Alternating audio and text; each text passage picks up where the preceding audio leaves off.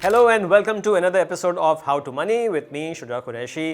पिछली वीडियो में हमने बहुत फोकस किया था बजट बनाने पे और ख़ासतौर से जो आपका एक्सपेंसेस का कॉलम होता है उस पर, क्योंकि जब भी आप अपना कोई फाइनेंशियल गोल सेट करते हैं और आपको एक्स्ट्रा पैसे की ज़रूरत होती है तो आपको अपने एक्सपेंसेस कॉलम में देख के जो आपके वांट्स हैं, ख्वाहिशात हैं, जिसमें ईटिंग आउट और लाइफस्टाइल वगैरह को कम करके वो एक्स्ट्रा सेविंग करनी होती है ताकि आप जो भी चीज़ ख़रीदना चाह रहे हैं, किस पे स्पेंड करना चाह रहे हैं, वो आप हासिल कर सकें। अच्छा, हमने उस वीडियो में ये भी मेंशन किया था कि अक्सर ये होता है कि आप अपने एक्सपेंसेस को कम करके भी इतने पैसे मज़ीद नहीं सेव कर सकते जो आपको चाहिए होते हैं। तो फिर क्या किया जाए? फिर ये होता है कि आपको अपना जो बजट का दूसरा हिस्सा है, इनकम कॉलम, उस पर फोकस करना होता है।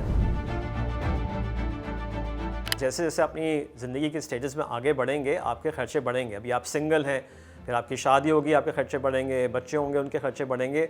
तो लिहाजा आपका फ़ोकस होना चाहिए कि आप अपनी इनकम बढ़ाते रहें। जैसे जैसे आप अपनी ज़िंदगी में आगे बढ़ें, आपको अपनी इनकम बढ़ानी पड़ेगी। इसके अलावा महंगाई से बचने का या महंगाई का मुकाबला करने का कोई और तरीका है नहीं। आपको हमेशा जो भी इन्फ्लेशन है, महंगाई है, उससे 2-3 बल्कि 10 स्टेप्स आगे होना पड़ेगा।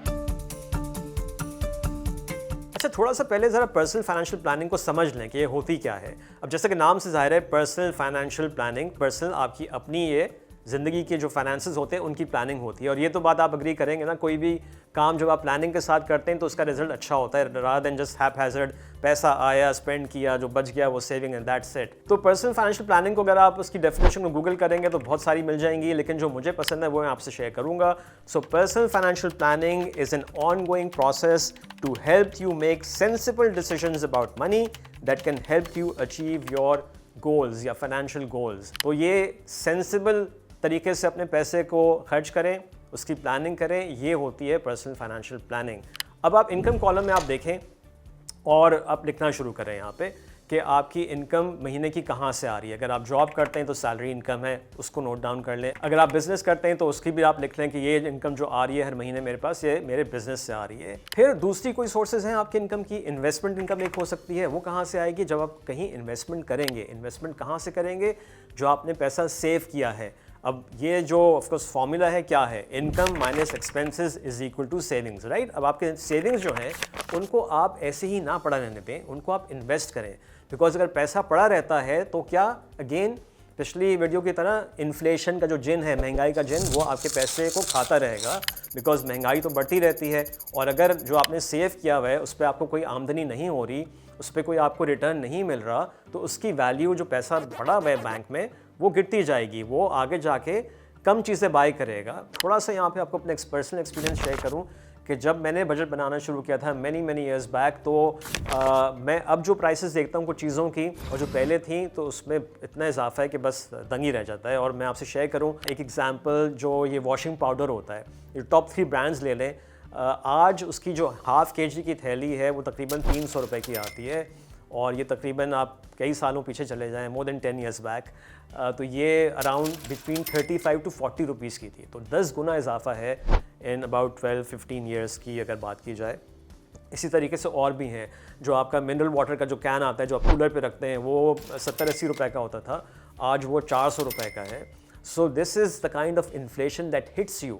इसलिए आपको इसके लिए तैयार रहना चाहिए। तो इसलिए बड़ा ज़रूरी है कि जो भी सेव करें उसको फ़ौरन ही आप इन्वेस्ट करें ताकि वहाँ से आपको कोई एक्स्ट्रा इनकम आए। और जैसा कि मैंने पिछली वीडियो में वॉरेन बफेट का एक बड़ा इंपॉर्टेंट कोट आपको बताया था कि पहले सेव करें फिर स्पेंड करें, तो यहाँ पे इनकम के हवाले से उनका एक बड़ा अच्छा कोट है। वो ये कह रहे हैं कि never depend on a single income, make investment to create a second source, second source, third source, fourth source. जितनी सोर्सेज ऑफ इनकम होंगी उतना ही आपकी जो फाइनेंशियल रिपोर्ट कार्ड है वो स्ट्रांग होगी, अच्छी होगी। तो जो डिफरेंट सोर्सेज ऑफ इनकम है जो आपके इनकम कॉलम में, वो कहाँ से आएंगी? अगेन सेविंग्स को आप इन्वेस्ट करेंगे, आप स्टॉक मार्केट में इन्वेस्ट कर सकते हैं जहाँ से कोई डिविडेंड इनकम आ सकती है, कैपिटल गेंस हो सकते हैं, आप रियल एस्टेट में इन्वेस्ट कर सकते हैं। कोई आपने छोटी दुकान ले ली, अपार्टमेंट ले लिया, घर ले लिया, अपनी ऑफ कोर्स जितनी भी आपकी सेविंग्स है अगर आप अफोर्ड कर सकते हैं तो रेंटल इनकम आ सकती है। फिर अगर आपने कोई गाड़ी ले ली, अब तो आप गाड़ी को भी रेंट पे चढ़ा सकते हैं। और फाइंड आउट कि कहाँ पे आप इन्वेस्ट करके extra sources of income create कर सकते हैं अपने लिए। तो जो लोग सेविंग्स कर रहे हैं वो पूरी कोशिश करें कि बैंक पे उनका पैसा ना पड़ा रहे, बल्कि उसको फ़ौरन इन्वेस्ट करें। और ये कहा भी जाता है, कहते हैं कि आपको फ़ौरन अपनी एक्टिव इनकम को, एक्टिव इनकम क्या है, जो आप रोज़मर्रा काम करके हासिल करते हैं, उसको फ़ौरन पैसिव इनकम में कन्वर्ट करें। पैसिव इनकम यही होती है जो आपकी इन्वेस्टमेंट से आती है, अदरवाइज़ तो फिर आपका पैसा पड़ा रहेगा और फिर जैसे मैं बताया कि इन्फ्लेशन उसको खाता रहेगा। So you need to get active और सीखने की कोशिश करें। Don't be lazy with your money is my advice to you. और कुछ लोग ये कहते हैं कि हमें पता नहीं है कहाँ इन्वेस्ट करें, हमें डर लगता है कि अगर हमने कहीं पैसा लगा दिया तो वहाँ लॉस हो जाएगा। तो बिल्कुल ये एक वैलिड चीज़ होती है कि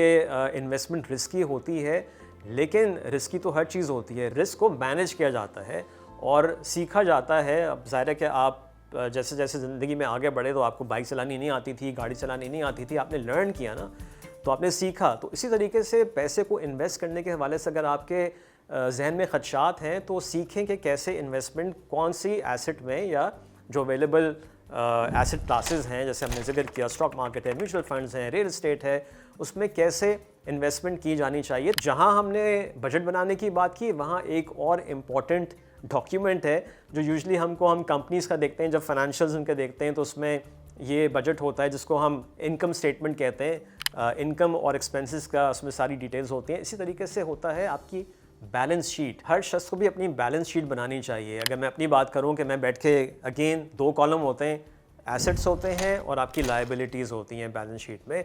मैं लिखूं कि मेरे पास असासे क्या क्या हैं। एसेट्स होते हैं असासे। हम जब यहाँ पे बात करें तो असासे हमारे लिए वो होंगे जो हमको कोई इनकम जनरेट करके दे रहे होंगे। तो वो आप लिख लें कि आपके पास असासे कितने हैं। और लायबिलिटीज़, देखिए लायबिलिटी भी एक एक्सपेंस होता है, लेकिन यहाँ पे चूँकि द वर्ड लायबल इज़ जो है ना, ये एक इसमें कानूनी पॉइंट आ जाता है। आपने कोई गाड़ी लोन पे ली हुई है बैंक से, तो आप एक कॉन्ट्रैक्ट साइन करते हैं, यू आर लायबल टू पे दैट एवरी मंथ, उसकी जो किस्त होती है। तो आपकी बैलेंस शीट बताती है कि आप फाइनेंशियली कितने स्ट्रांग हैं, क्योंकि आपके पास जो एसेट्स हैं वो एक इनकम जनरेट कर रहे हैं जो आपके इनकम कॉलम में जा रही है, और फिर आपकी ज़ाहिर है कि सेविंग्स उससे बढ़ती रहेंगी और आप मज़ीद इन्वेस्ट करते रहेंगे और नए एसेट्स अपने लिए क्रिएट करते रहेंगे। तो सारा फोकस जो है वो एसेट कॉलम पे और इनकम कॉलम पे जितना होगा आपका, उतना ही आप फाइनेंशियली स्ट्रांग होंगे। तो एक क्विक रिव्यू कर लेते हैं जब तक हमारी बात हुई है। अगेन, अगर आपने बजट बनाना शुरू नहीं किया है तो प्लीज़ स्टार्ट डूइंग दैट। उसमें आप अपने तमाम खर्चों को नोट डाउन करें, स्पेशली वो खर्चे जो हम रोज़मर्रा कर रहे होते हैं, छोटे छोटे, वो हम इनको इग्नोर कर रहे होते हैं। रोज़ 200-300 रुपये आपने नाश्ते के लिए रुके, बराबर में देखा कि जी वो समोसे जलेबियाँ तली जा रही हैं तो आपने वो भी ले लिया। तो इसको भी नोट कर लें, because at the end of the month जब आप उसको जोड़ेंगे तो एक बड़ी अमाउंट हो जाएगी। तो सारे छोटे मोटे खर्चे भी लिखें, लेकिन इवेंचुअली फोकस करना है आपको कि जो आपकी सेविंग्स है उसको फ़ौरन इन्वेस्ट करना है, उसको बैंक में पड़ा नहीं रहने देना है। अक्सर उनके करंट अकाउंट होते हैं जहाँ पे आपको कुछ रिटर्न ही नहीं मिल रहा होता। So again, convert your active income into passive income as quickly as possible.